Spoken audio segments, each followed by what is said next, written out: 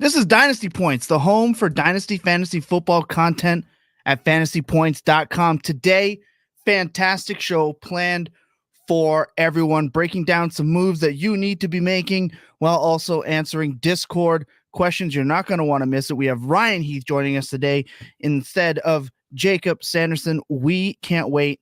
Sit tight, lock in, and enjoy.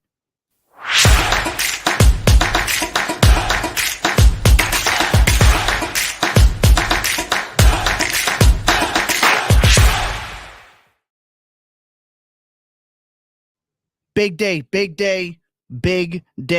It is Tuesday night, which means there can only be one place you want to be.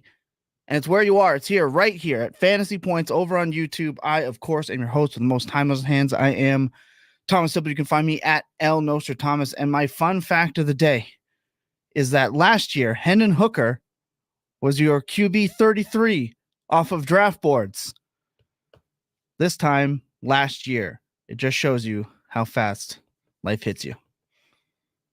Lucas. I'm Lucas Gilbert. Find me on Twitter, on X at LGilbertFF. My fun fact is that the French officials are estimating that 5 times the number of Americans came to see Taylor Swift in Paris as what they were projecting for coming to the Olympics. So just goes to show you just how absolutely nuts that is. Oh my Lord. Oh, Ryan's muted. We got muted, Ryan. Did we get muted, Ryan? Oh, you got me. Yeah, we did. You did. All right. I am Ryan Heath. You can find me on Twitter at RyanJ_Heath. And my fun fact is that the average human spends a year of their life on the toilet. And I think I'll get up to like 3 or 4 years because Underdog exists. Oh my God. There's something you didn't know you needed.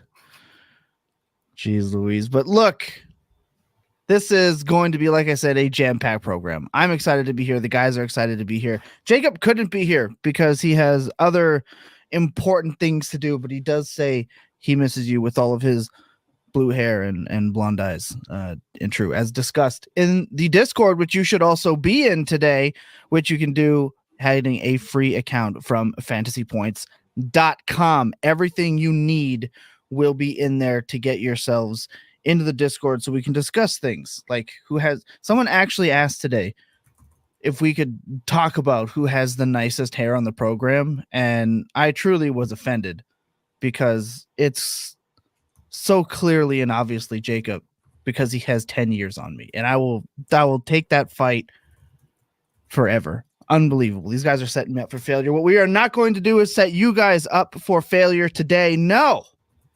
These are moves that we think you should be making right now in your fantasy leagues. Oh, I'm excited for this. Ryan, the man himself. I want to know, when you look at ADPs across the board right now, it's easy to forget where we came from. So if you had to look at the board right now for some values, who do you think is going to last the test of time? Who do you think is going to stand out from here in a month, 2 months? I would say a big thing I try to approach looking at ADP with is as you said, we don't want to have a short memory because it can give us context into what we're looking at right now. So I'd say, for example, and maybe this is, sorry if this is a little too much like redrafty, but I think it applies to Dynasty. Okay. So, for example, Mike Evans is a player that was being drafted like 6th, 7th round in redraft for years and years. And similar in Dynasty, kind of has had like a slow fall down ADP boards. Now this year in redraft, he's like a 4th round pick or something on Underdog, a 3rd or 4th round pick. And I knew you were gonna do it. I know. I got to bring up that best ball ADP any chance I get. But I think this applies to Dynasty too, where a guy that kind of has like the vibe of he's old, he's going to be falling down the ADP boards. But if he produces in a given year, suddenly the narrative completely shifts and it's, oh, he's only 29 years old. And I think all of that is Amari Cooper right now, basically. Yeah, I like that a lot. I like Amari Cooper as a buy. He just seems to have, it's kind of weird. Like he did so well, and a lot of people discount what he did with Watson in the lineup. Like people actually seem to forget that Amari Cooper was still balling when Watson was not. Yeah, I mean, overall last year, wide receiver 17 in fantasy points per game. He averaged under 8 fantasy points per game in his 6 games with Dorian Thompson-Robinson, PJ Walker, and Jeff Driscoll. Yes, he played with all of those last year. But with Deshaun Watson, he averaged 17.6 fantasy points per game, top 5 in yards per out run. He was an elite wide receiver 1 with Deshaun Watson. This isn't even including that like 40-point game with Flacco at the end of the year where he also balled out. So I just think it's kind of unbelievable right now that you can buy Amari Cooper for like a late second or an early third, depending on which of these platforms you're looking at in their valuation. So he's someone I'm actively trying to go out and buy in Dynasty right now. I think not only is he a great piece for a contender, but even just as a value bet, I kind of like him. And in redraft, I'm going to have a lot. Just had to get that in there. Those darn underdog ADPs on these Dynasty shows.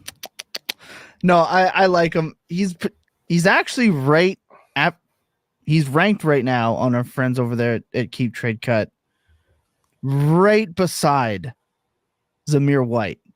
Like that's the price you pay. And like I've talked about before in this program, I love Zamir White in this offseason. I'm taking the wide receiver. Like that's just so Amari Cooper is apparently a guy that we need to be going and tracking down because oh my Lord. I think there's just there seems to be like a vet pocket of those wide receivers though. More this year than any other year, I guess, because I'm seeing Godwin, Diontae, Calvin, Keenan Allen, all these PPR spam gods, Cooper, right? Devontae's way cheaper than he should be. It's just, this is the peak time to buy aging vet wide receivers. This is just the time. I think one of the more interesting things with Amari Cooper, though, is just how wide a range of value he has in trades. I'm looking through Dynasty League football right now, and their trade finder. There's one in here, Dontavian Wicks for Amari Cooper in a 210.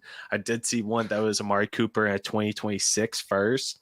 Like those are two very different valuations. And I would assume that in most of your leagues, you're going to have owners who look at it the same way. There's definitely got to be somebody out there who just feels gross hanging on to Amari Cooper and is probably willing to sell him for magic beans at this point. Another trade, Nico Collins for Sam Darnold, Javonte Williams, and Amari Cooper. Like that just, it doesn't make sense for somebody who I don't know if he's your wide receiver 3 on your team. That's just a screaming value. And that's about where you're drafting him.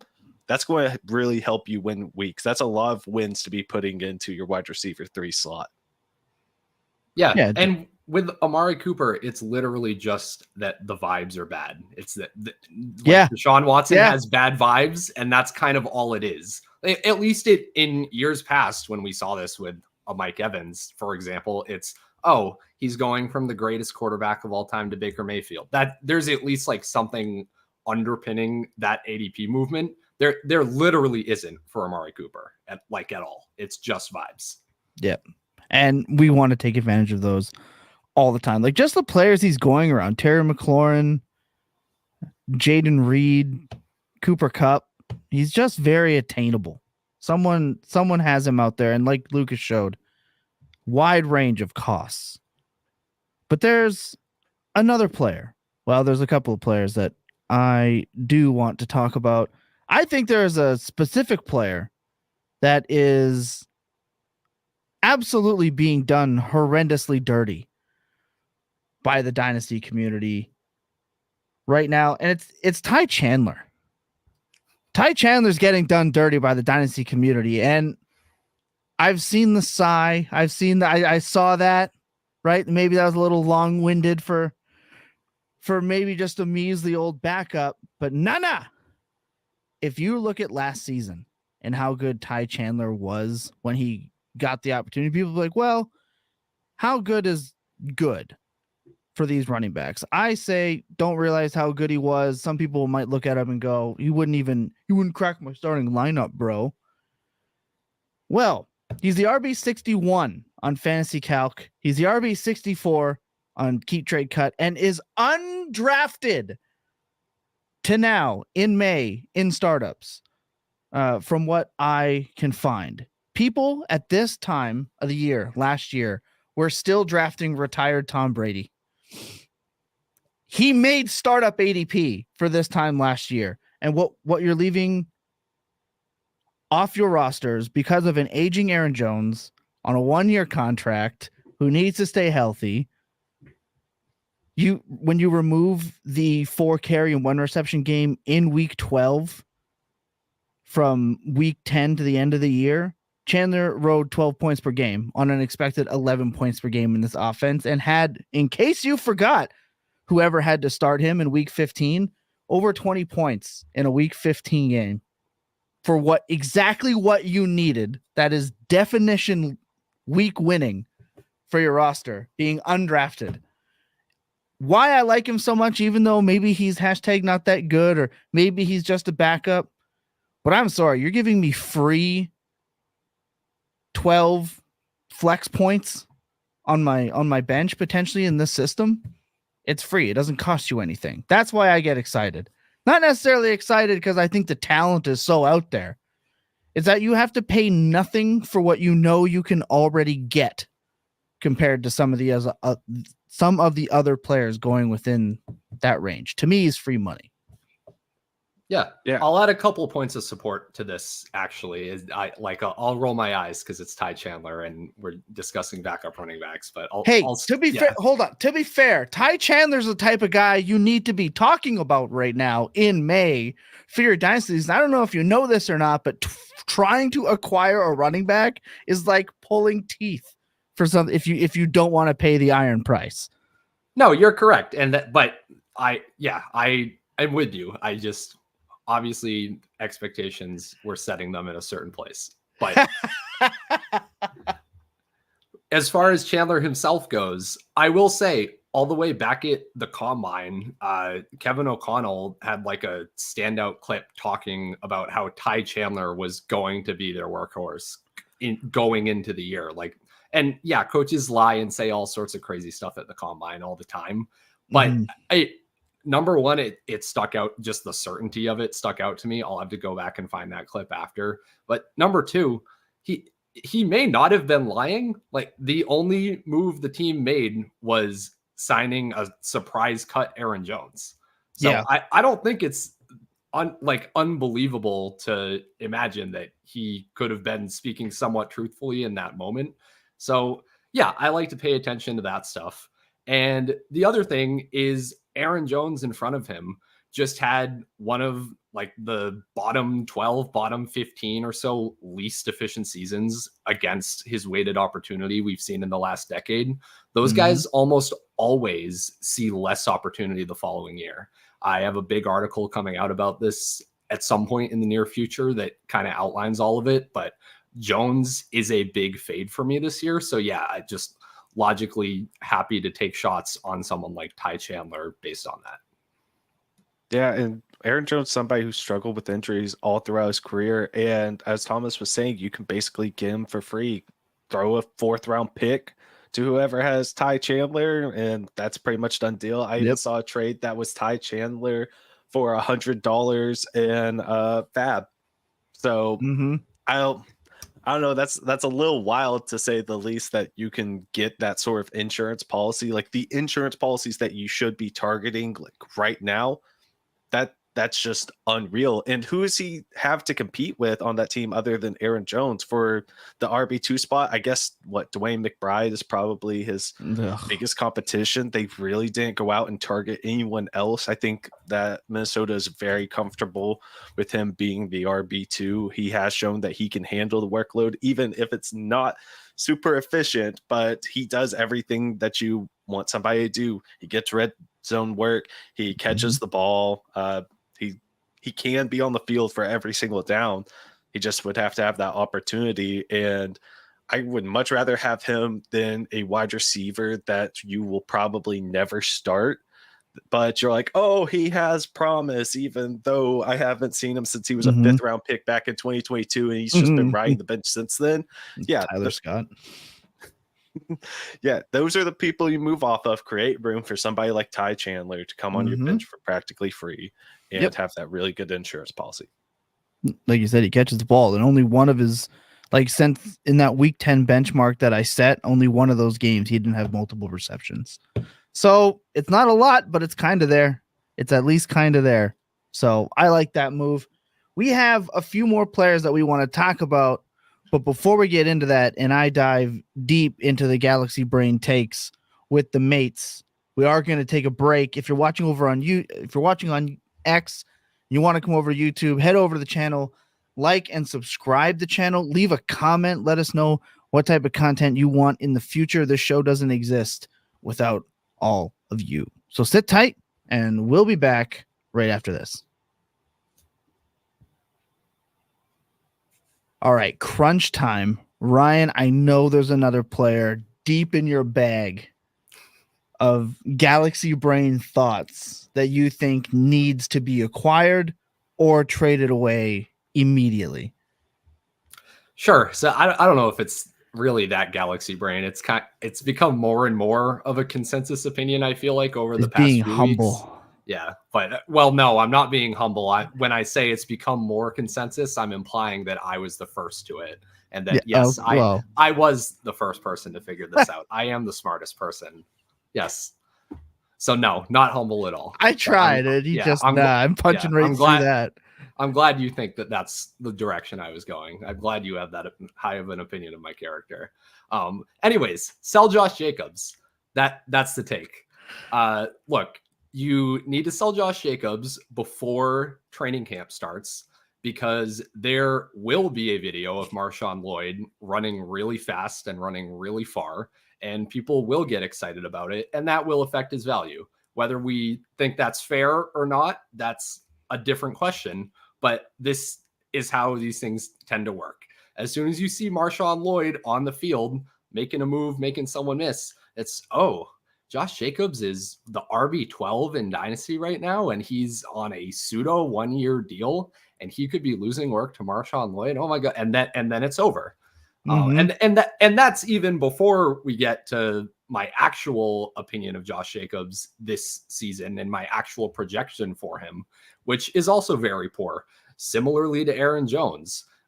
Jacobs, I believe, is in the top 5 least efficient seasons of the past decade. Last year, career lows in yards per attempt, missed tackles forced. It's like bottom 5 in yards after contact per attempt. He just didn't have it last year. And guys who don't have it generally don't see as much volume the following year. Like he's on a list with guys like Leonard Fournette and Carlos Hyde and Zeke at the end of his time in Dallas and Andre Ellington. Like these are the names that he is comparable to in the efficiency department last year. And that makes me scared. It's not that efficiency like says whether you're a good running back or that efficiency is the most important thing in fantasy football. It's at the outlier levels, guys who are really inefficient usually don't keep their roles. We saw it with Tony Pollard last year. He gets this new role, super inefficient. No one expects him to keep that role this year in Tennessee. Dallas got rid of him. The Raiders did not re-sign Josh Jacobs. I just feel like the thought that he suddenly walks back into 17 weighted opportunities per game is just unbelievable. And his dynasty value crashes if he doesn't have a top 5 workload this year. So yeah, I just sell Josh Jacobs. There's some interesting players on Keep Trade Cut that go right around where he is. And I'm on your side here. I'm selling. You don't have to talk me into Marshawn Lloyd. I'll be honest. But you're right. Everyone's expecting the Packers to run Jacobs like the Raiders had been. But we know what LaFleur does, and it's not that. He wants rotational pieces. And I'm sorry, but if you're not getting, 90, 85% workload Josh Jacobs, I think Josh Jacobs might be what the Dynasty community thought he was 3 years ago. Just now, we weren't wrong. We were just early, as always. Great spot. I see the questions. Oh, we're answering one right now. Where do you take Lloyd in a 1 QB draft? This makes things very hard for me, it being 1 QB, because it takes like 11 picks for me to maybe care about Caleb Williams. And then like a lot of that second round, I might like grab a quarterback, maybe, depending on who's there. But I would say probably at the 15th spot. 15 players deep, I'd probably start hammering these running backs because a ton of wide receivers are going to get overdrafted, in my opinion. So I like Lloyd. I like him 2.8 to 212 in a super flex. Give me anywhere from 15 to pick 17 in a single QB, and I'm probably going to end up being really happy with that.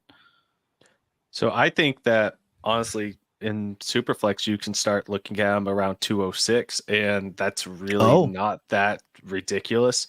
I've been saying all offseason you want to be early on this second tier of running backs because they dry up really quick. Those that have the quote unquote elite traits that should be translating to the NFL that have pretty good landing spots. I don't know if we want to put Jalen Wright up there now just because of him going to Miami. I still think that he can work out there, but it's a little bit more uncertain than it was going into the draft. It's more somebody projecting. like Marshawn Lloyd. Yeah, I agree. But like someone like Marshawn Lloyd, who has a really good landing spot just in terms of how Green Bay can use their running backs and the success we've seen out of that backfield, you definitely want somebody like that. And if you have to overdraft him over people like an Adonai Mitchell, potentially, I'm fine with that. That might be a little too extreme, but I'm still really good with that. Jalen Polk's somebody who I routinely am seeing going around 206, mainly because I've been drafting him there. But I can see leagues where Marshawn Lloyd goes in front of Polk, and then after you get out of the first round wide receivers, out of the Ricky Pearsalls, maybe the Xavier Legette's, that's where you really want to start hammering him. Yeah, I pretty much completely agree. In 1 QB, I'm fine at like 201, 202. Yeah, it's kind of weird there, just contextual on like the value and the depth of QB in your specific league, which I find varies even more in 1 QB leagues than in 2 QB leagues. Yeah. But yeah, in Superflex, I have him ranked as the rookie 206. I've taken him there. I try to take him later in the second. You often can get him there, but yeah, I'll take him over the Polks, the Mitchells, the Legettes. Yeah, totally fine with that. No, love that. This is a great question. And Segway, really nice. Also, shout out to Hollywood in the chat. If you're listening to this on the podcast feeds and you want to know what are they talking about with chat, well, you can come live with us at 8:30 Central, 9:30 Eastern time every week on the Fantasy Points YouTube channel. We do answer questions live as much as we can. I mean, half of this program is going to be just reading questions, so you're going to want to be locked in. It's the off season, right? So we know context and more content is needed for you guys. We don't mind making these long so long as you guys are here and watching and keeping tabs, which you guys have been showing up and showing out, and we love that for you. We have some Nerf Man. I see your question about Dak. We can touch on that in a moment. We're still looking for a couple players that we need to be moving on now, just like AMC was moving on the stock market yesterday. My Lord, did those guys just start pumping that up once again. That's what we're doing. We're pumping some of these players up just like AMC. That's right. We're smart financial bros on this podcast too. So there you go. Don't do anything. Don't buy it. Never mind. I take it. Don't buy anything. Don't go look at it. Just because I mentioned it. Don't do that. That's horrendous consequences. I'm terrible with my money. Don't.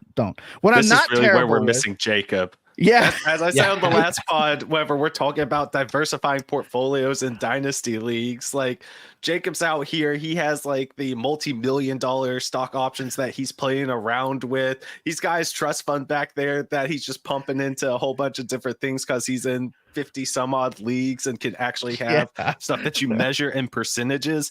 I'm out here with my $100 and Charles Schwab going, I can only buy one stock. What am I betting on today in my 9 leagues? So maybe it's a little bit more than $100, but that's yeah. Maybe I should have bought in AMC though. Finance bros. You can bring me on for the dynasty content. You can't bring me on for the financial content. The extent of my investing experience is buying S&P 500 in I got Charles Lego. Schwab. So That's what I'm that's hoping. all that I do. That's all I have to add to this. These are my investments. All right. That shows you how good I am with my money. All right. One day maybe I'll do a Lego reveal, but I don't know. I'm going to compare AMC to Sam Howell last season. Whenever he got the gig. There was a time where Sam Howell, there were people arguing he should be valued as like a top 15 quarterback. Yeah. And dang, I did not trade him then. So I'm holding the bag still, but it was also a free bag to start off with. It makes you sad whenever you have stocks like that get really high and you're like, I'm going to keep holding, even though it didn't cost me anything at all to get these, and then you don't trade off. Uh-oh, you look offended. Well, with Sam Howell, this is what ticks me off. Okay. This really, irks me. Is we let quarterbacks in ambiguous situations fall. Sam Howell was the QB 33 this time last year, from May 1st to today. QB 33. And all he had to do was hope that they'd let him throw the ball. That's it. And his value would have gone up. Why are we drafting bums that just will never matter for our dynasty teams and not just taking these shots? Because like you said, I was able to move him for 2 firsts last year. People were looking at him as a top 10 quarterback because, Sam Howell was a top 4 scoring quarterback in fantasy when he was about to get benched. And people were actively not looking at the fact that it was just empty calories. It was the ramen noodles of fantasy football scoring. And they still did not want to let go. And now we're letting Daniel Jones be QB 30. If you're wondering how I was going to segue to that, there it is. Ramen noodles. Might be one of my most impressive feats yet. What is really impressive is that the fantasy community is looking at a guy that didn't get replaced, added an elite weapon, still has his contract, will be healthy enough to start the year, runs, though how much doesn't matter, but when you're getting him at QB 30 at Fantasy Calc, QB 29 at Keep Trade Cut, he's being drafted as a QB 32. He had 16 points per game in his last healthy season. Now, round 4, Daniel Jones, last year at this time, hell no. We said it over and over and over. Some of the names being drafted around where we're letting Daniel Jones slip to at this time last year: Jimmy G, Hendon Hooker, rip. Desmond Ridder, rip. Like, just nobodies. We have a potential 16 point per game quarterback with a potential to win a week on a team being coached by an offensive mind. And he just got Neighbors and an athletic as hell tight end. And no running game behind him. Except we're hoping for Tyrone Tracy. But realistically, we've got the cockroach at running back and Tyrone Tracy, and then that's it. They're throwing the ball. And we're letting a potential 16 to 18 point per game quarterback slip to the 30s. We smashed these guys. This is how we got Brock Purdy. This is how we got Jordan Love. This is how we got Baker Mayfield, even last year, QB 34. Now we're getting Daniel Jones staring us in the face. This is how we got multiple years of Ryan Tannehill and just so many other quarterbacks at just value, starting value. You can shit on Ridder as you want, like I did. Fair. But guess what? That dude was in Millie Maker lineups last year, regardless of how bad the Falcons were, and was winning you weeks on occasion in the NFL, regardless of how absolute dog water he was. And we're letting Daniel Jones do the same thing. Maybe Daniel Jones this year is just Ridder with a contract. I don't know. But we're worried about Drew Lock. Draft them both. I don't even care at this point. But we got to be buying in on these guys. Cheap super flex quarterbacks that can legitimately start with these weapons. Oh baby. I need it. Can I push and back a little? Sure. Okay. What does Daniel Jones have to do this year to keep his job the following year? Let me rephrase that. What does Daniel Jones have to do this year to convince people that he is a long-term asset at the quarterback position? Because I don't know if there's really anything he can do. I think people are so out on Daniel Jones that he's just the most dead man walking quarterback in the league right now. And almost no matter what happens, I think the Giants bring somebody in next year. I think all he has to do to keep his job in a weak projected quarterback class is make sure they don't fall somewhere in the bottom 10 in record. And they're just going to keep rolling the dice because who else are they realistically going to bring in? They haven't shown a willingness to go out and get somebody who they don't think is not going to be like a franchise quarterback. They had opportunities. I mean, let's be real. If Dak's made available from Dallas, they're just sending him $300 million. But here's why I don't think it matters as much, Ryan, to your point. QB 30 on the board. I don't need longevity. Personally, I need this ability where Jeremy mentions that I won championships with Jake Browning. He's free at the most valuable position. And like we preface this whole thing with Sam Howell. He does anything for any period of time. Awesome. Maybe you can move him for something if you truly don't believe in him at all. Sure. But Sam Howell didn't have like a 5-year history of being I understand that. A below replacement level quarterback in the league at this point last year. So I just don't see it as the same. I agree. But what I have seen in my unbelievably large amount of leagues that I shouldn't have, because every time I talk about going and getting a player, someone already has them on the roster because I don't have enough time to do waivers, and it's really taking me off. But besides the point, someone is going to value that guy at some point. And even if they don't, what's the worst thing that happens to you? You took a guy in the 13th or 14th round of a startup that started for you at the most important position when, like you said, last year, in a year we had Jake Browning needing to come off the bench, Nick Mullins throwing 400 yards. Dobbs was like a story, because, right? And you could trade him for a second at points in the season last year. And we're getting this guy at free with, I'm sorry, the 25 class for quarterbacks, not ideal. Maybe they do make the run at Dak. I don't know. But you're right. Flacco, exactly. And like Brian said, 67 quarterbacks started last year. You're getting a legitimate producer. If another quarterback got neighbors in an offensive, like a plus offensive system like we think Dabble had, people would be losing their mind. But we're not. And this guy's, again, just absolutely free. Too free, in my opinion. Yep, you can get them for about the 208, or someone like Jerry Jeudy. Those trades are happening right now, which just if you can trade Jerry Jeudy, who has such an undefined role whenever there's other wide receivers too in Cleveland that I kind of like better because Jerry Jeudy's broken my heart too many times, for somebody that you can put into your super flex spot who can get you somewhere between 22 and 18 points per game on the good side.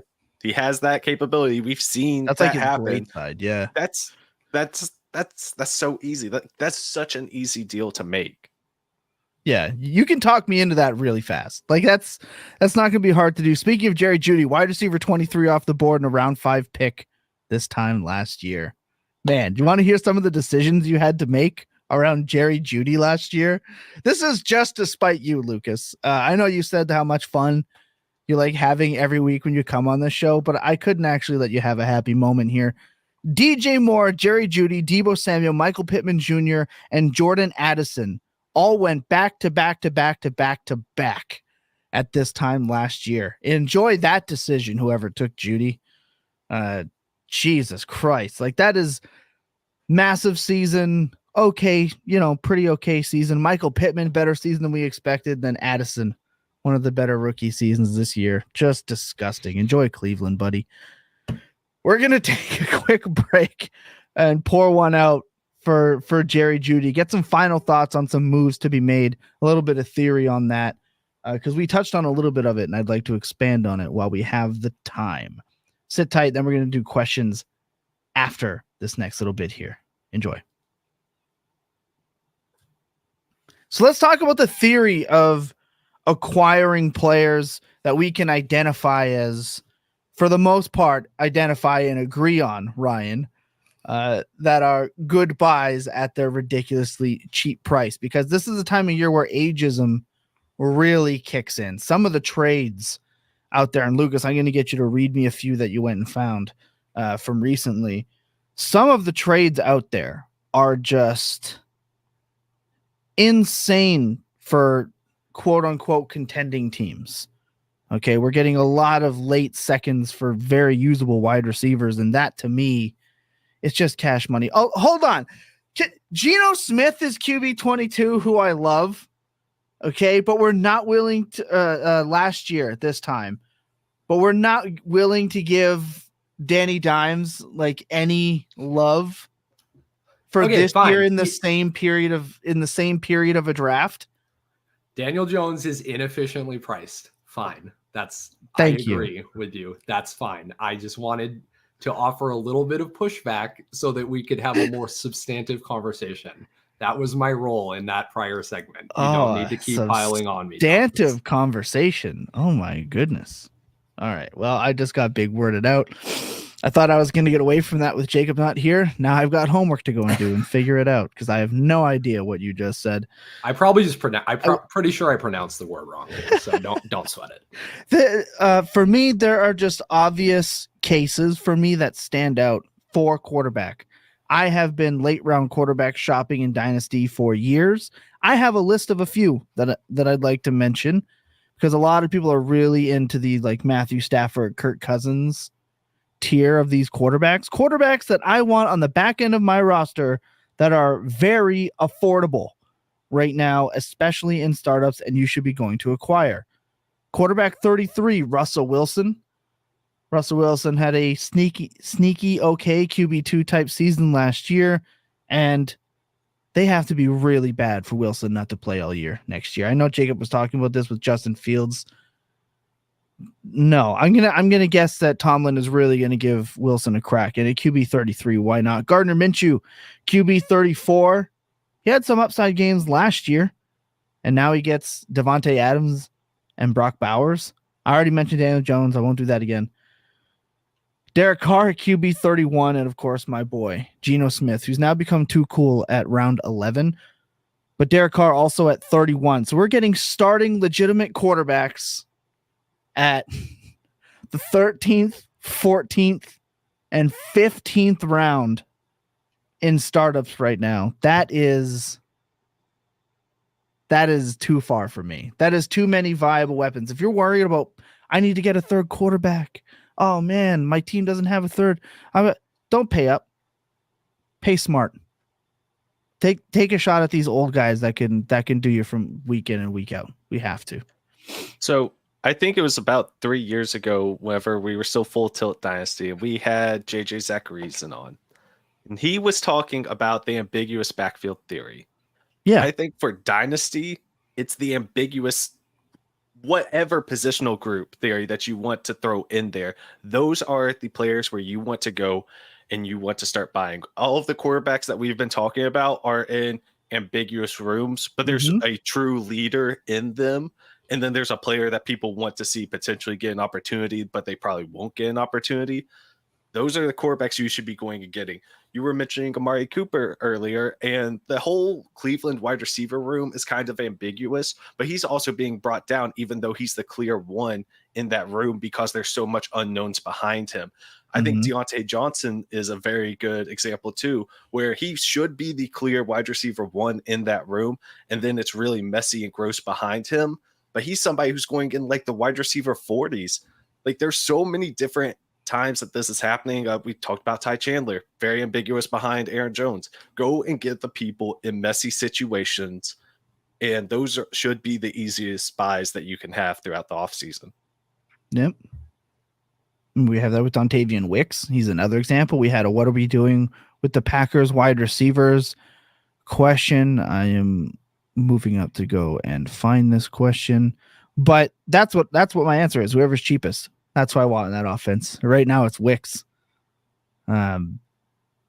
Same thing. Other guys getting bumped up, and here we are, wide receiver 64 with similar opportunities. I think there are a couple examples of this happening, and to me, that's one of the things that I'm identifying. If there's like a clear quote unquote fan favorite, give me the cheaper one in these ambiguous situations. 100%. Yeah, I think the Texans wide receiver room is probably a little different from that perspective, but Stephon Diggs is right now, I believe last time I checked, he's the cheapest wide receiver there, and by a considerable margin, mainly just because of his age and what was starting to happen at the end of last season from an efficiency standpoint. But that's someone who should still have a very clearly defined role this season within ascending offense. That's somebody that I think is another buy currently in the offseason because somebody wants to get out while they still can. Mm-hmm. Yeah. I mean, really, the Texans were that last year, if we're being real. And this year's version of the Texans in terms of an ambiguous wide receiver core, it's the Patriots. Sorry to say. But Demario Douglas, Julian Polk, there's people like their Javon Baker, which is fine too. I'll take him in the third round of rookie drafts, I guess. I want to take shots there because, if Drake May is good, at least one of those guys is getting dragged up the boards with him, if not multiple. So, I especially where it is multiple guys who could benefit and we're not really sure, and the price absolutely reflects that. Yeah, that's where I'll take the shots.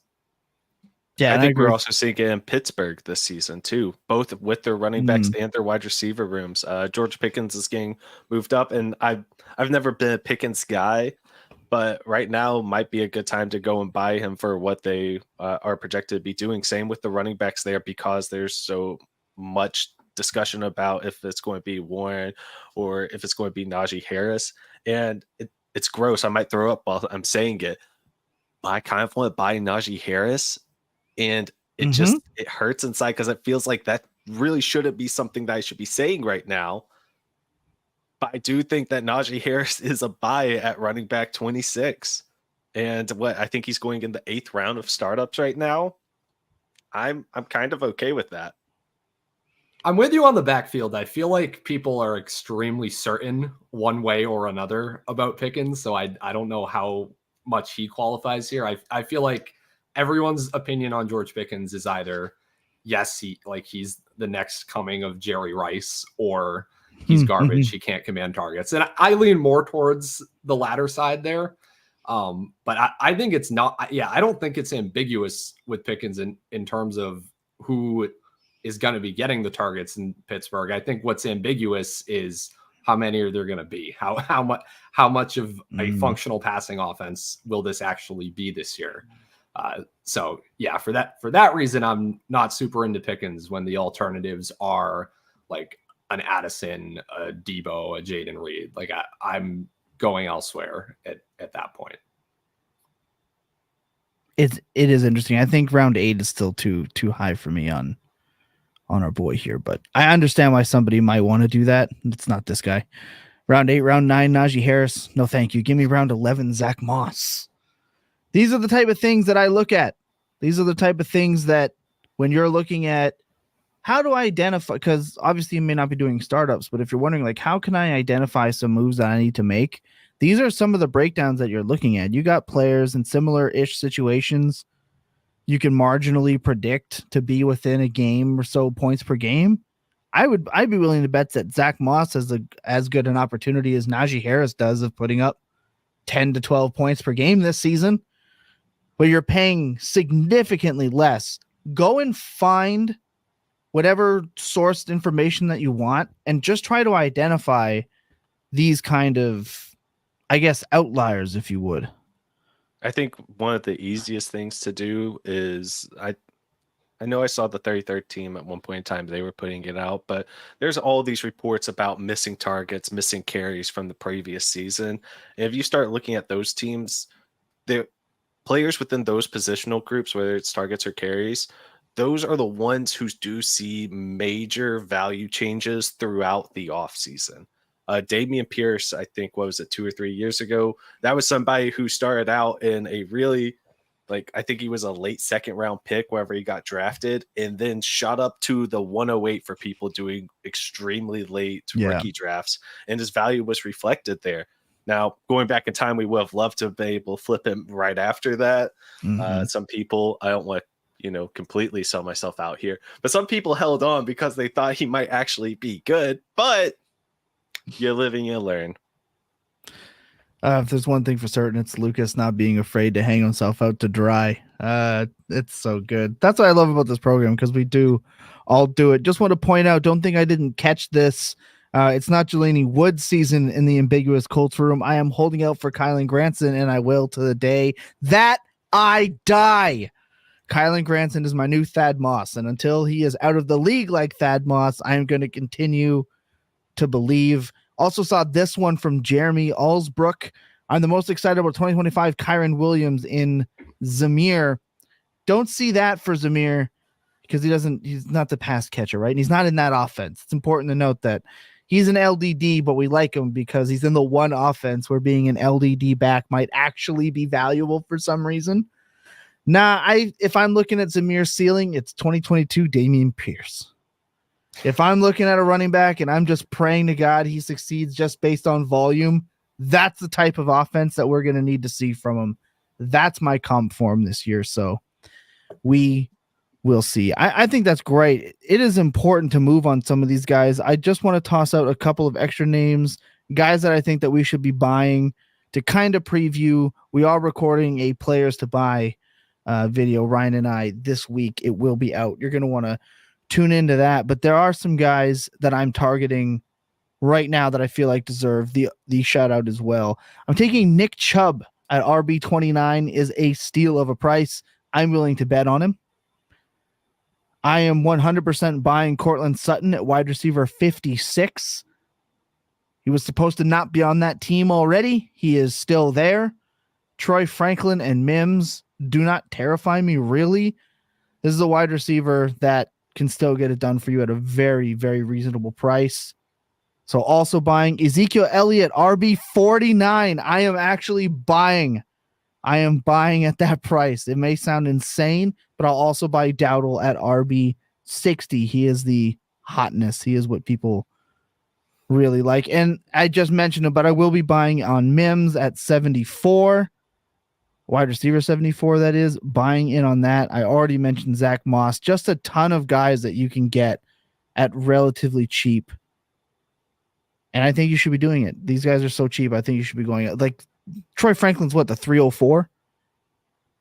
Right? And that's hovering right around Cortland Sutton.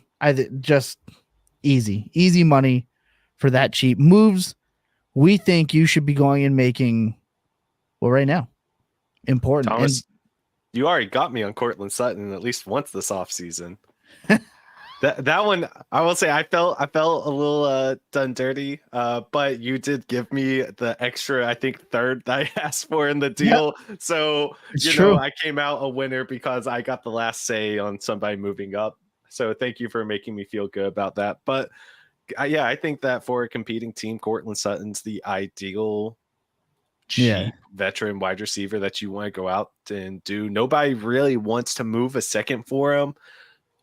So especially as a throw-in, wherever you were trying to make up that little bit of value, I think that he's a really good throw-in. I think you got me on that one, but I was still happy with it, so it's fine. He didn't want to give him up. But I had to talk Lucas into it. I walk my talk. Diontae Johnson. Someone said Diontae Johnson, and look, he might seem like a buy, but you can never actually get him off of somebody that has him at his price of like wide receiver 42 or something. No one's actually giving you. They still want like a first for him a lot of times. Yeah, a real person asked me for a 2025 first for Diontae Johnson. During a rookie. I did Diontae looking up some trades for him. Trades that I'm seeing right now on DLF: AJ Dillon in 206 for Diontae Johnson. Johnson straight up for Brian Robinson. Diontae for Stephon Diggs. I don't know about that one. That might be pushing it. Diontae in a late third for 2 late seconds. So it's definitely possible to get Where are him. these people in my life? Because I must play with the most sicko, degenerate wide receiver boys ever. Because I get massacred for Diontae Johnson anytime I ask. It's bad out there for the streets. It's because the people holding on to Diontae Johnson have been doing so since he was a wide receiver 6 or something, and they were trying to say that he's the next elite wide receiver, and they've held on to it for so long, can't let him go. It's right. To just go off on a wild tangent here. It's like whenever I was just trading in my old car I had for a really long time. I loved my car. Her name was Jennifer. She was wonderful to me. And I tried to eke every ounce of value out of that car whenever I knew it needed new tires and all these things wrong with it. But dang it, that was my car. That's the one that I had for so long. And she was a top tier car in their day. But it's true. The people holding on are just holding on to misguided dreams, in my opinion. I say that as somebody that wants to roster him. That's how badly I want to roster this guy, is that I will talk shit about him in hopes that his value goes down so I can get him at one rookie pick lower of a cost. All right. I am not beneath trying to use that. God, I just disgusted myself. I always make fun of people that do that. I make fun of Jacob for that on a regular basis, and I just caught myself in 4K doing it. I will say, I think Diontae Johnson, when you send the trade offer for him, that person, if they're in sort of the Dynasty Twitter space whatsoever, or they see that offer and they're like, this is getting posted on social media if I accept this. That's just immediately what runs through your head. Because if I get Diontae Johnson for what I consider to be a modest price, I'm going and posting that on Twitter. That's the type of player that I want to just signal to everybody that I'm out here buying. I am so intelligent that I'm getting Diontae Johnson on my team, and you don't want to be on the other side of that. And I get it. No, I get it.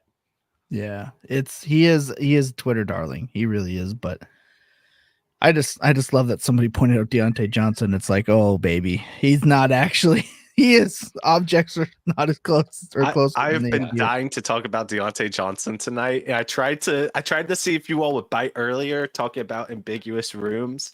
I already had all the trades pulled up for him. I was ready. Thank you to whoever did that. I really appreciate it. And thank you for the shout out to Jennifer. She is dearly missed, but I do like my new car, Carla. So go draft Diontae Johnson in best ball. He's a really good value. Oh my God. Ooh, okay. there we go. We're taking a break.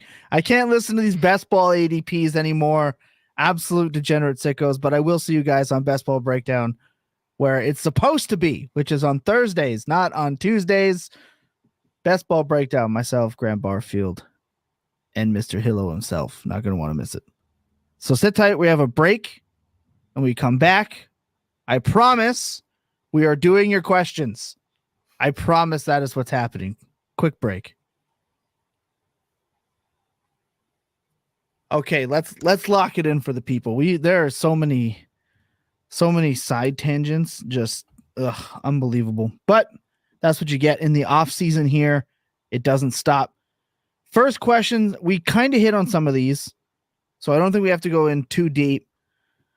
With the incoming rookies, the nesting doll tier is like wide receiver 18 to 53 for me now. Who are the startup bargains among, oh my goodness, who are the startup bargains among your nesting dolls? Because I can read today. I think we talked about a few of them. We talked about Amari Cooper. We talked about Christian Kirk. We've talked about Diontae Johnson, Mike Evans. All of these guys are kind of all in the same tier-ish for me. Of veterans, Calvin Ridley. I'll even put Gabe Davis. These are all guys that are just flat, that can all get you about the same and are all relatively the same price. So for me, I'm tiering out the bottom of that tier. I'm trying to stay away from the top end of that tier, in my opinion. You're muted, Lucas. He's gonna figure it All out. right. Yeah, I'll just go then. So, okay, yeah, thanks, Lucas. Lucas, Anyway, I still can't hear you, brother. Like, so I'll talk. Yeah, maybe I'll talk about Christian Watson for a minute. Yes, then instead. do that. So Christian Watson, I would consider in this tier. I know someone asked about Packers wide receivers earlier. What jumps out to me about Christian Watson is just looking at percentage of catchable targets that every wide receiver had last year. The Packers as a team were doing pretty well. Jordan Love was a fairly accurate passer. Christian Watson was like bottom 5 in catchable target rate, kind of randomly. Part of that's going to be his more downfield role. Those guys on the perimeter, especially, will tend to see fewer high quality targets. Yep. But again, that just points to the volatility of this role. And last year, he kind of hit the bad end of every part of that volatility, right? Like he continually was getting injured. He was kind of coming back. He had a couple really nice games and then, he's injured again. And we still have that stretch of production during Christian Watson's rookie season in the second half that was legitimate wide receiver 1 level stuff. So I'm happy to take a shot on that in the nesting doll tier. I think the Christian Watson price is fully acceptable at this point. And I'm just like, I love me some Dontavian Wicks, of course. I'm not that convinced on Jaden Reed as like an NFL number 1 receiver. I don't know that he ever is getting out of that slot role. So yeah, I'll take shots in general on the ambiguous Packers wide receiver room, and Watson fits very nicely into that nesting doll tier.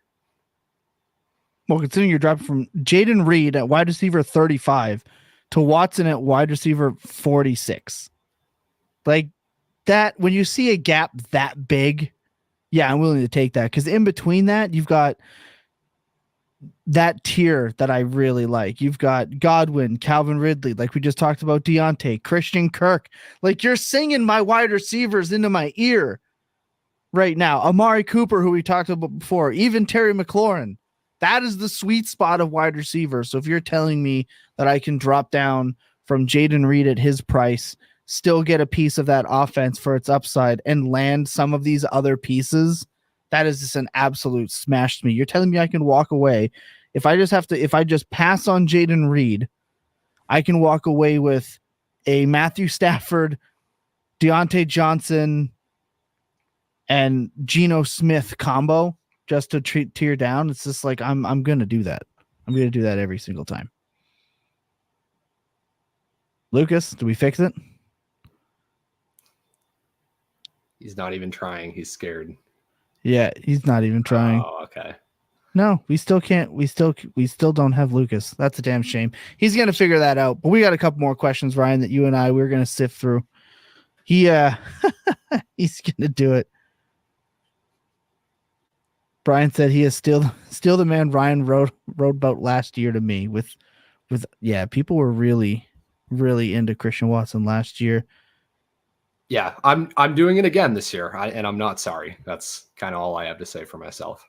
Well, we got asked about high value handcuffs in Dynasty. I think it's a little early for the high value handcuff conversation. It's hard to know who it actually is, but these you can just really target in multiple ways. You've got Labe, Tyrone Tracy, Gorendo. All of them are great options. Estime, all the rookies, phenomenal. Ty Chandler, Rico Dowdle, etc. All great. Bucky Irving is another one. I want one of the J.K. Dobbins, Vidal, and Gus Edwards trio. But as for high value, none of them. Yeah. Right? Maybe Warren or Najee, depending on who's actually better. I don't know. But high value, I don't see a lot of them. Kind of as a rule, if a handcuff is high value, I don't want him on my roster. That's maybe that's like a weird heuristic to have, but especially in May, if we're that certain that he's the handcuff to the point that he's high value, I think we're overconfident essentially. I'd add like Ray Davis to that mix of names. Yes. For like a deeper cut, Chris Rodriguez, maybe interesting. That's what I would contribute. Cody Schrader as well. Another guy who's just not drafted. He's at the very bottom of drafts. If Garendo is too spicy for you and you don't believe, then I would take the guy that rushed for 1,600 yards in college, already being talked about as being maybe just a better pure runner than what Garendo is. So, it's Eli Mitchell and Trey Sermon all over again. Maybe, I don't know, but Brian said Schrader is scrappy doo.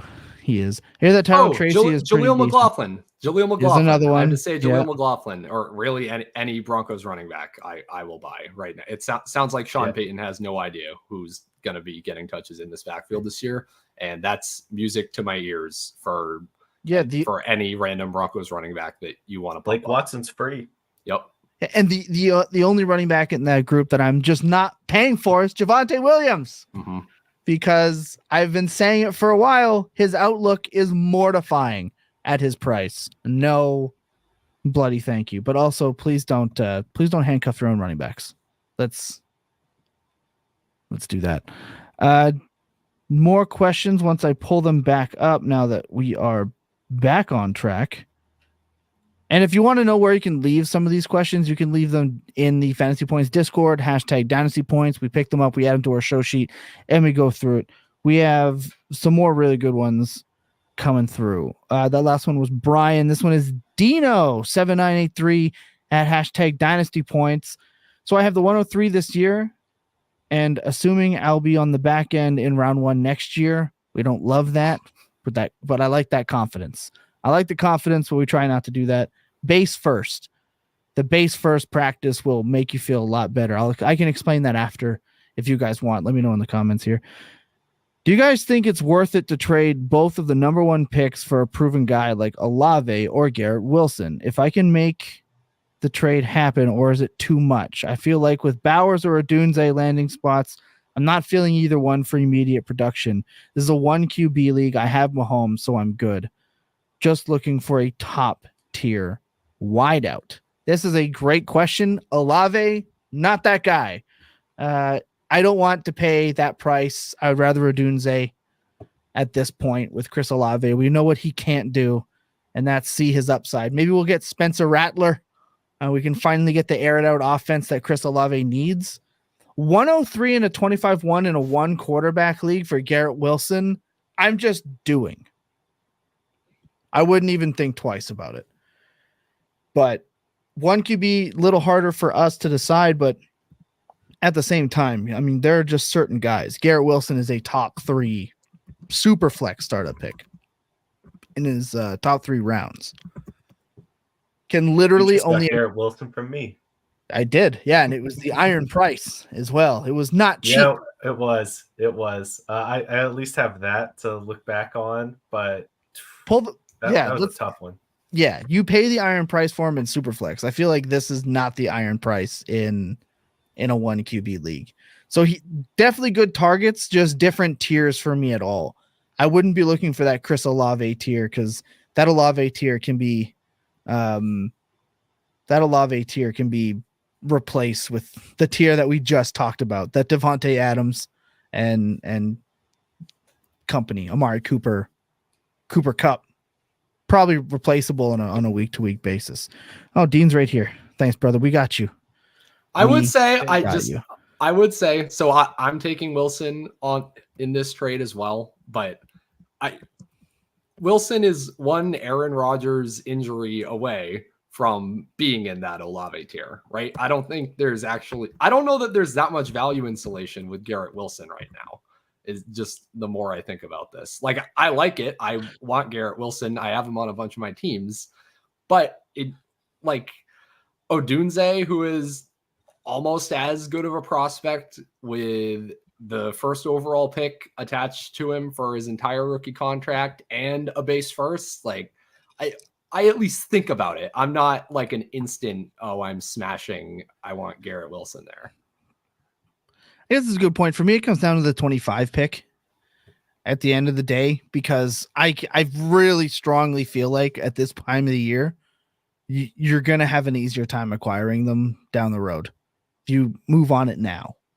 So I don't play this for fear. I think Wilson is significantly better than Olave, considering what he's able to do with any quarterback not named Zach Wilson in his history, and maybe Simeon, maybe. I didn't think that too hard on it, but the Josh Johnson, Joe Flacco, and anyone else but Zach Wilson for Garrett Wilson has still won you weeks. So I think he is just a tier above. I think Olave is doomed because of where he's in. I don't think he is someone that can play out of it, if that makes sense, at least from what we've seen now. So I'm more willing to do that.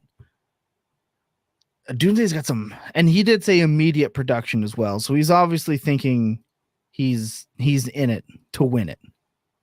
So for me, I'm looking at that. I'm thinking I can acquire first later. I'm taking Wilson there, or players like him, but there are only a couple of guys in that top tier that I would be betting on. I would not make this trade for Jalen Waddle, right? Like, I think there's a clear tier difference in the types of player. So I'd be wary of that. Like, I wouldn't make that deal for Ayuk, Waddle. What about Olave. like Drake London? Is that would probably be about my breaking point where I'm like, no, I'm not doing this. Drake London. Yeah, I think you're right. Garrett Wilson might be the last one, honestly. Wide receiver 9 right now in Superflex drafts. Neighbors, Olave, Ayuk, Waddle. I might do it for Neighbors. I don't know. Probably not. But then, yeah, like London, Devonta Smith, Pittman. No, I think Wilson's the last guy.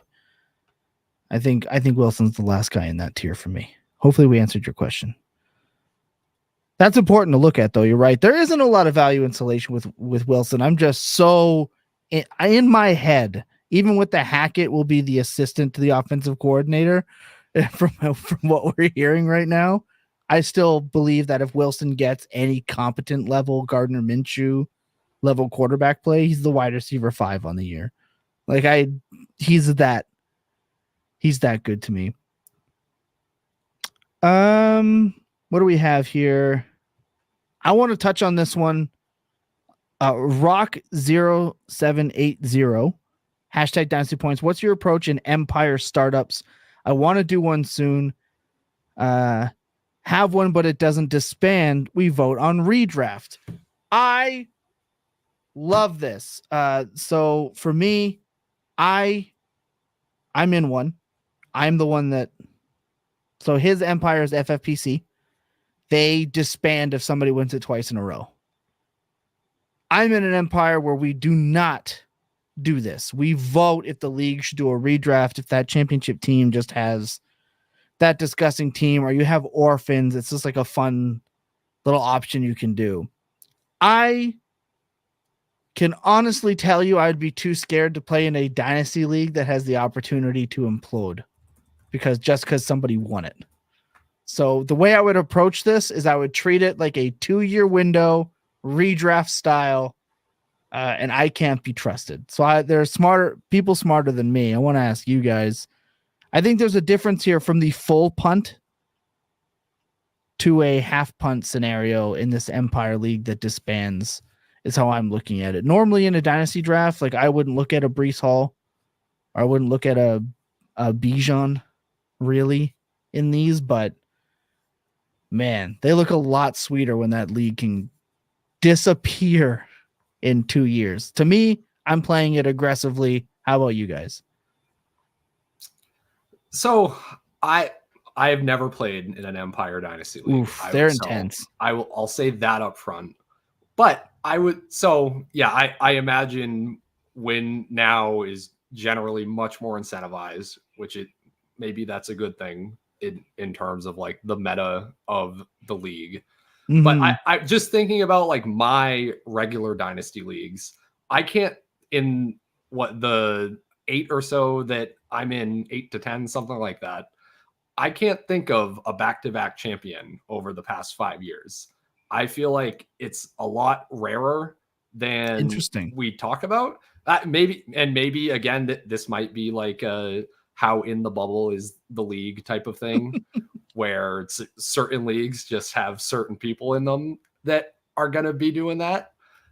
Maybe I'm not in leagues with any total sharks that are just like racking back-to-back championships together like nothing, but it's really hard to do that. That's incredibly difficult. Like that is so much, like it's so many things have to go right, and there are so many things that can go wrong. I mean, I have seen juggernauts in August fall apart during the year. It takes like a few very poorly timed and poorly sequenced injuries to destroy almost any dynasty team. Right. So yeah, I don't know. That would be my thought, but probably, as I said, probably don't listen to me because I have zero experience in Empire leagues. But those would just be my original initial thoughts, thinking about the problem. Well, Yeah, I think that's absolutely mention that good. because I get to flex here just a little bit. The only Empire League I'm in, I just won back-to-back and won the pot. And I beat other co-host of this year program, Jacob Sanderson, in the finals because CD Lamb is the absolute man, and I love him. But yes, I am an Empire champion. We did not redraft, so I have an old S team now. That's the other side of it.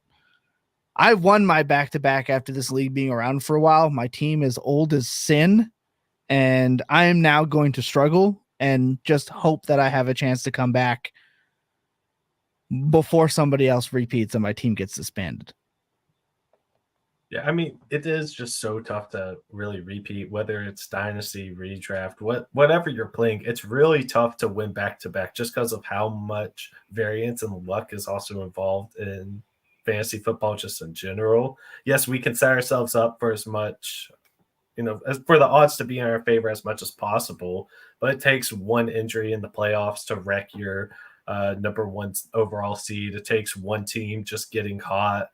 Like it's so tough. So I wouldn't really be playing with that kind of mindset. I would be playing more just like a general league. And if you can start working towards where you have as many odds stacked in your deck for that multi-year run, then more power to you. But it's so tough though to have so much go right for you.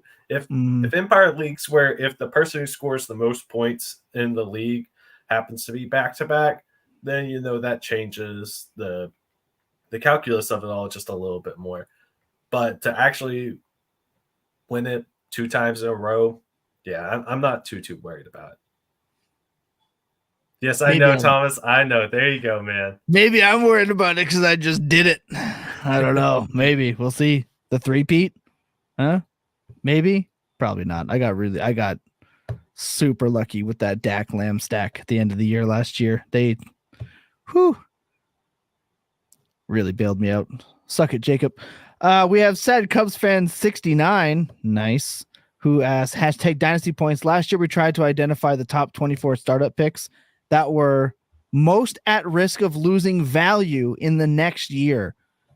Picks were Fields, Justin Fields, Bryce Young, Anthony Richardson. Who are the likely candidates this year? AJ Brown, Christian McCaffrey, maybe Justin Herbert, as he leads us some examples. I love this question because we screamed up and down that Justin Fields was an absolute landmine this time last year, being drafted at the 109, and he was. It's important to know when it's time to actually get off. It's just like one of those things where people tell you they wish that you were in the good times when you were still in them. There are some players right now at ADP that are really asking for it. I think Tyreek Hill is actually one of them at wide receiver 7. Oh, Derek Brown. He says Brock Bowers. I don't think so. I don't think he would have to be so horrendously bad for him to lose. I guess losing value in spot. I mean, Hawkinson could come. If you mean total rankings, I don't think so. I think he's going to be right around 3-4 no matter what. I think there are still the people that believe in him as the number one dynasty tight end. So I think that insane fandom is going to prop his ADP up. But Derek, that is Luke Getzey says hi. Luke Getzey has been mentioned on this show previously, leading to one of the better rants that I've ever heard Jacob have. If he was here right now or when he listens to this, he will shudder at the name and shudder at the thought. I think Tyreek Hill is one of them. People are already, like, we talked about the trades for him last week here on the show. It's already scary. Or not on this show. Sorry, Ryan, you and I talked about it on the trade show on the YouTube channel right now. It's easy to pick on the running backs as well. But if I had to pick one more before I shipped it off to you guys that I think I could significantly see losing value, it's Saquon Barkley, man. RB7 still right now. I want out. See you later. I think he's on track to lose value. And I think the obvious one in the room is Christian McCaffrey. The RB2 still is insane. It's insane. So those are mine. I want to get Ryan's. Who are a couple players for you you're trying to identify that are going to fall out of that range? Yeah, I mean, you already said a couple of them. I'm learning, Thomas, that anything I put on the show sheet will be used against me with you. So you've already named them. But AJ Brown, I would say, is one I'm concerned about. And I think AJ Brown's a great player. This is by no means like an anti AJ Brown as a talent take. Mm-hmm. But look, 27-year-old wide receiver. He's not going to gain value. That's never happening. He's kind of on the cusp of like the end of the second round of a startup right now. There is a world where this whole Eagles offensive experiment with Kellen Moore being handed the reins goes very poorly. This happened in LA last year, where it went very poorly when Kellen Moore is handed the reins. So I think there's more uncertainty for AJ Brown's like this year projection than a wide receiver 7 overall in Dynasty ADP is letting on at his age. So that's someone I don't think has much value insulation, and that's somebody I would like trade away at cost probably.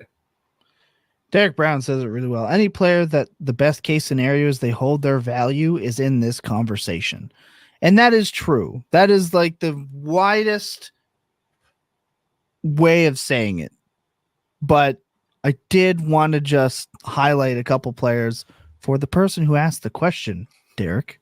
But thank you. I really appreciate it. That was very smartly said of you. Thanks. Lucas? So to piggyback off Debro a little bit here, yeah, unfortunately, I do think Brock Bowers is in trouble of potentially falling out of the top 5 tight ends in Dynasty after this rookie season. I know that Jacob will probably yell at me whenever he comes back on the show about that. And I love Brock Bowers, but it is so almost impossible for what happened last year with all the rookie tight ends skyrocketing up for that to happen again. And I don't foresee him surpassing Trey McBride with what he does this season. I don't see him passing Sam Laporta with what he does this season. I think Dalton Kincaid, there's a very real chance that he will jump Brock Bowers in value after the season. There's, in the realm of possibilities, Kyle Pitts will. If Mark Andrews is healthy and produces an elite season, he can jump him. I don't really foresee him falling past tight end 6 just because I don't, like, even if Travis Kelce has another great season, he can't really move up much more. I don't think TJ Hawkinson can really move up much more. And then there's the rest of them are so far down the list. So he might fall back to tight end 6, but he won't really fall any further. To talk about some people that Debro hasn't mentioned, I think Puka Nacua is definitely one that I'm watching. I'm a little nervous about just because he can't move up past wide receiver 6. Like, I don't think that there is a world where that's happening. Really? And that just means that he's moving down. I'm going to put, I don't like that at all. I saw that in the chat too, Okay. and I was going to address it. Puka and Amon-Ra St. Brown. I don't know. I mean, what else I have does Puka got to do? Like, he had the best. Marvin Harrison Jr. isn't going to have that year next year. I'm going to go out on a limb here, and I'm just going to say that Marvin Harrison Jr. and Malik Neighbors will not have Puka Nacua seasons next year. Maybe I'm on an island. I just don't know what we got to do. Same with Amon-Ra St. Brown. What else do we got to do? His quarterback just got locked up. He's in the exact same offense. Wide receiver boys are running rampant. Wide receivers just getting tremendously pushed up. Marvin Harrison's already ahead of him. So we're going to put Neighbors ahead of him now at this point. Like, who's... So I'll say this too. Like, they're priced inside the top 2 rounds for a reason. I will say that. So this is going out on a limb here, but I do think that Puka Nacua has reached the ceiling of what he's going to be in terms of value. And I'm not saying that's going to be like a catastrophic slide. I feel like no, we need to reshape the question because there's a harsh technicality being done here.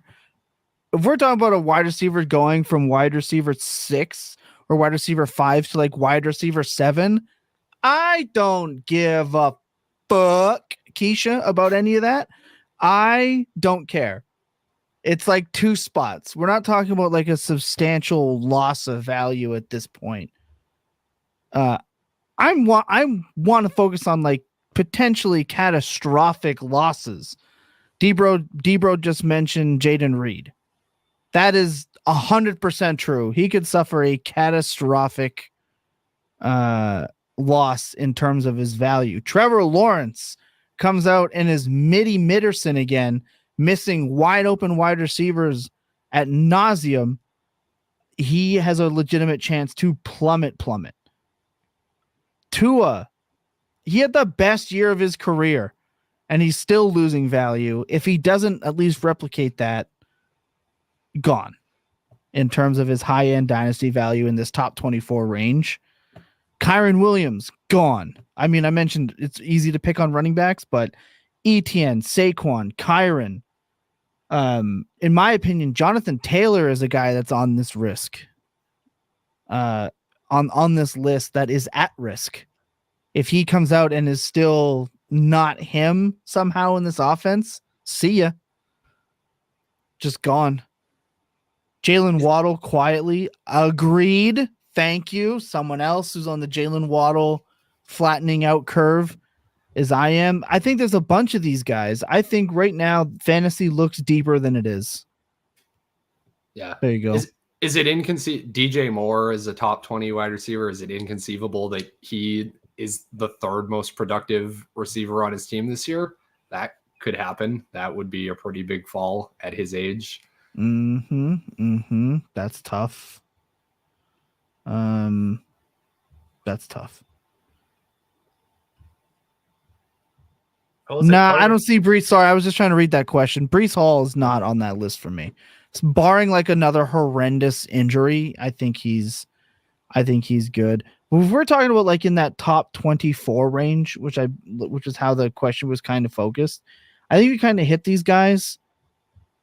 I want to put out one case, and it's for a player that I'll probably get booed at. But it's Marvin Harrison Jr. already being drafted in round 1 as the 4th wide receiver off of the board. Not catastrophic failure possibilities, but there's a good chance he could fall from there, honestly, especially if we don't get the Puka type season. I think it's possible. I think he's being drafted at his absolute ceiling.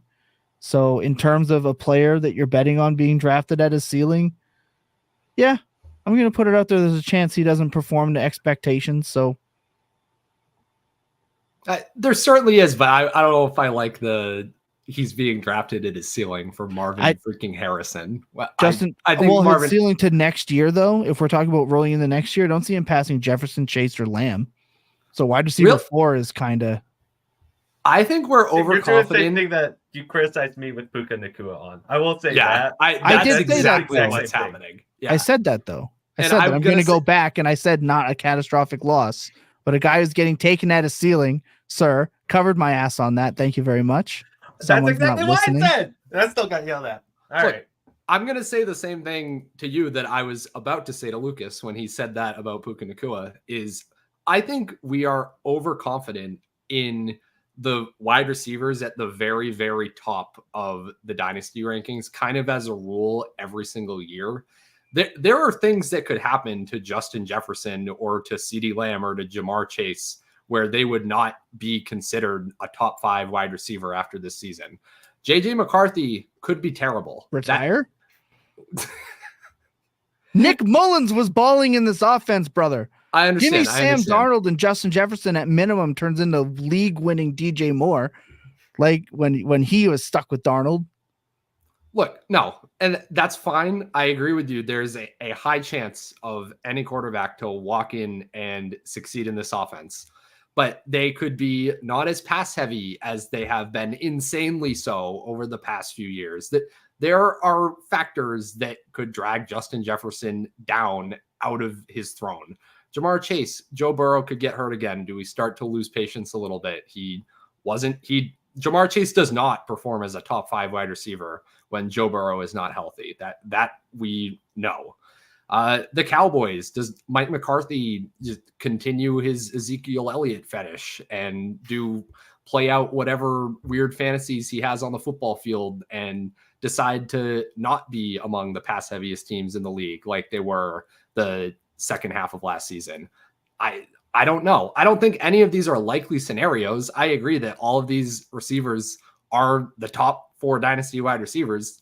Like I get it. I'm not saying these things are likely, but I think we have a tendency to just lock those elite guys like in stone, in concrete, in our minds and say, oh, it's so inconceivable to me that a Marvin Harrison Jr. could surpass any of them, or that a Puka Nacua could surpass any of them.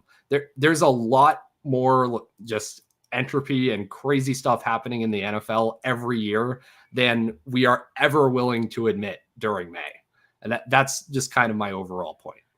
I can't see it with those 3 specifically. Like, I don't remember the last time we had a trio of like 24 to 25-year-old wide receivers that are this head and shoulders above the rest.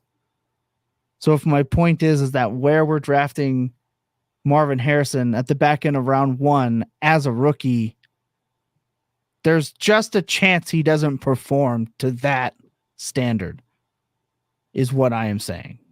That's all. I think he's being drafted at his ceiling.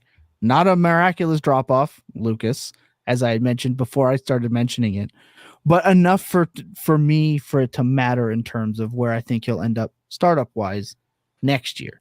For him, the safety comes in that the class is ass in 25 from what we know for wide receivers, so there's not a ton of competition. But I could see Neighbors jumping up and ending up like right beside him.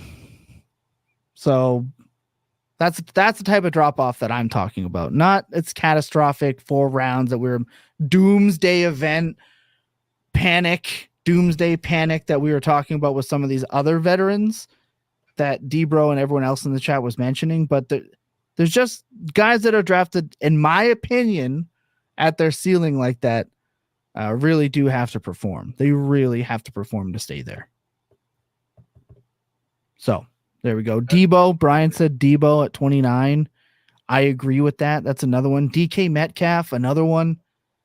Noticing it's just a lot of these guys are just mid guys that haven't hit their ceiling in a while that people just might get fatigued with. So I would say good luck selling those guys though, because I feel like I've been trying to sell Debo Samuel in dynasty leagues for like 3 years and have not had much success. Mm-hmm. Yeah, Debro, T. Higgins, basically the nesting dolls. Basically just the guys that are all so similar, they all Spider-Man meme. DK, Higgins, Pittman, Devonta Smith, Waddle, Ayuk, Olave, all these guys, Drake London, they could all see significant drop-offs, and a lot of that is going to just be from player fatigue. Like, it just gets to a point where we're tired of seeing these guys. Another one, Kenneth Walker. Oh, if Kenneth Walker has another like 12 or 13 point per game season, it's going to be Jover for him. And then he might actually become a buy because he's not right now. Not for me. So I think that's it. Oh, Lucas? I want to throw this out there because basically in the span of this conversation, we've said almost every single one of the top 24 wide receivers. Yeah. And I want to make sure it's not being interpreted out there that we're not saying to draft a wide receiver between rounds 2 and I don't know 5 or 6. This we're is an not extremism. saying that. Right. Yes, all of these players, they do have scenarios where it's really tough for them to move up, and they're probably all going to be jockeying for position inside the same tier.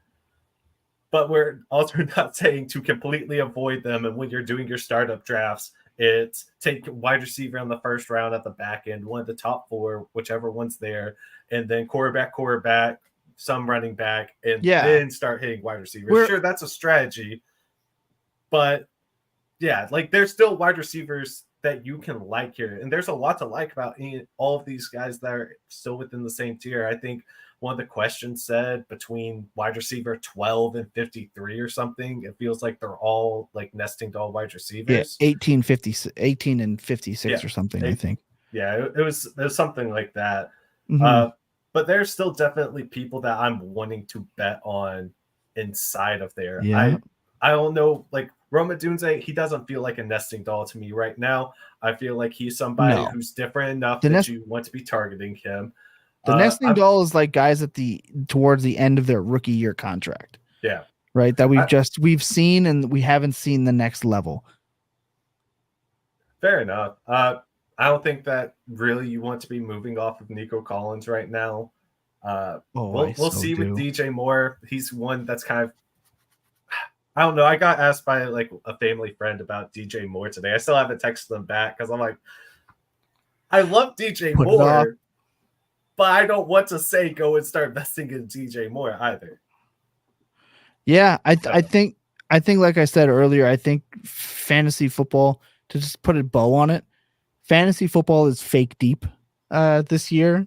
There's a ton of uncertainty from rounds 3 to 6 right now in terms of their startups. And if you go and check Fantasy Calc and all the other crowdsourcing materials, which you should be doing because they're free and they're at your disposal, and we need to do that and spend less time shitting on them and more time understanding how to use them within your leagues, and you'll get more deals done and you'll be less mad, and then everyone will be happier in Dynasty because people are complaining in their league chats that no one in this league knows how to trade, and then that person orphans their team and it becomes a cycle and it gets repeated. Spend less time shitting on things and more time understanding them, and you'll get more things done. Look, I think that's it. I think that's going to do it. We've done a ton of questions. We've got an hour and a half in, another long one for everyone. Bit all over the place this week, but there was a lot of things we wanted to talk about. Tons of moves that you should be making and then being aware of when you're trying to put together what the next steps are for you. There's a ton of different angles to look at. We had some agreements, we had some disagreements, but at the end of the day, we're all here for fantasy. Ryan, you said you're working on an article at the moment. Man, I'm working on so many articles. But yeah, the probably the next big one that's going to be out is all about weighted opportunity for running backs.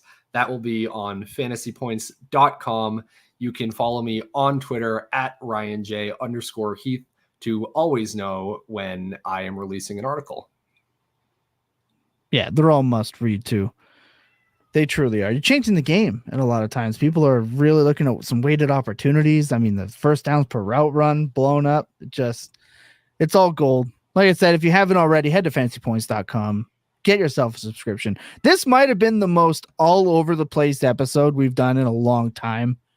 Just so many players to discuss and so many different ways to approach the game. I feel like it's important to just let loose a little bit off structure and just have a truly in-depth Dynasty conversation. Obviously, we love and thank every single one of you guys for hopping in with us. If you haven't already, hit that like, hit the subscribe button, leave a comment, do all those things needed so me and my family can actually eat tonight. The more you do, look, we are pushing towards 7K and we're getting there quick. You're going to want to be a part of it. The content is being put out at Fantasy Points at a pace and quality that hasn't been seen yet in all aspects, from podcasts to the YouTube videos. to all of our articles. We have Franchise Focus with Joe Dolan, 32 teams, 32 beat writers, tons of great information on that. We've got new podcasts dropping. John Hansen and Brian Drake just released the first episode of the Fantasy Points podcast.